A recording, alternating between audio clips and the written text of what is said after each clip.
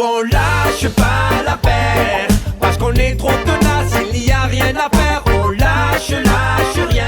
Bonjour, jeudi 21 décembre, aujourd'hui nous avons siégé au CSE spécial CSSCT.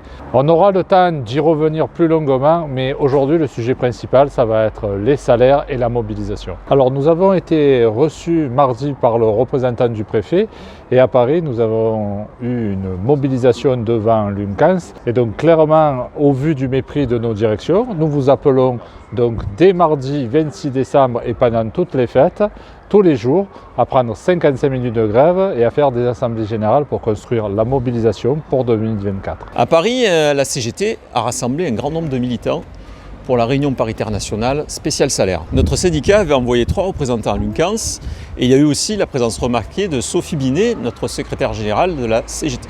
Un beau coup de projecteur sur nos professions dont on entend rarement parler et une médiatisation très intéressante au niveau national avec une interview sur France Info et au niveau local avec une interview dans la Marseillaise. Et le lendemain, notre action devant la préfecture a encore été couverte par la Provence et également la Marseillaise. Chiffre gréviste, 39% pour la CEPAM des Bouches-du-Rhône, 77% pour l'URSSAF Corse, c'est énorme.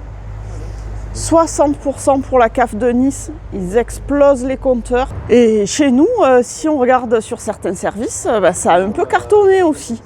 Comme au Rentes, où il y a eu 86% de grévistes. Et il y a eu aussi 87% de grévistes à l'accueil à Aix-en-Provence. On voit bien que nous aussi, on peut faire des chiffres, des scores énormes. Et maintenant, il va falloir le faire à l'échelle de toute la caisse. Oui, il faut bien sûr relativiser ce chiffre parce que pour la CEPAM 13, c'est vrai qu'à la CGT, on se sent bien seul pour mobiliser l'ensemble du personnel sur un territoire aussi grand. FO n'appelait pas la grève alors que le SNFOCOS, oui. Bon, apparemment, en ce moment, ils ne sont pas très souvent d'accord entre eux. La CFDT était, elle, à nos côtés, car comme pour chaque action, on appelle tous les syndicats pour espérer présenter un front uni à la CEPAM 13. Il faut bien avoir à l'esprit qu'on ne fait pas grève pour faire plaisir à tel ou tel syndicat, mais simplement pour nos salaires. Il faut savoir que, comme pour l'année dernière et pour cette année, pour ce début de négociation, l'UNCANS a proposé 0% d'augmentation de la valeur du point pour 2024. Au final, en 2022, on avait arraché 3,5% d'augmentation. En 2023, 1,5%. La bataille de la valeur du point pour 2024 est lancée.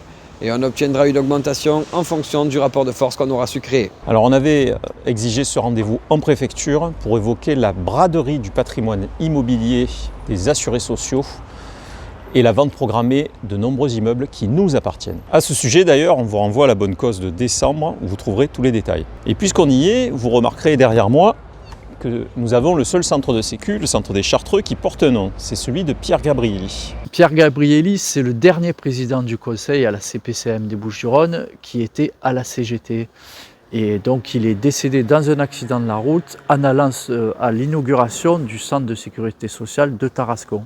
Aujourd'hui, ce temps est malheureusement révolu. Le poste de la présidence est aux mains du MEDEF. C'est pour ça qu'on en est aujourd'hui à brader le patrimoine des assurés sociaux et en tant qu'agent, on en paye aussi le prix avec des mutations forcées. À ce sujet, on tenait à apporter tout notre soutien aux agents du Patio PN, donc la 302, qui sont encore en grève.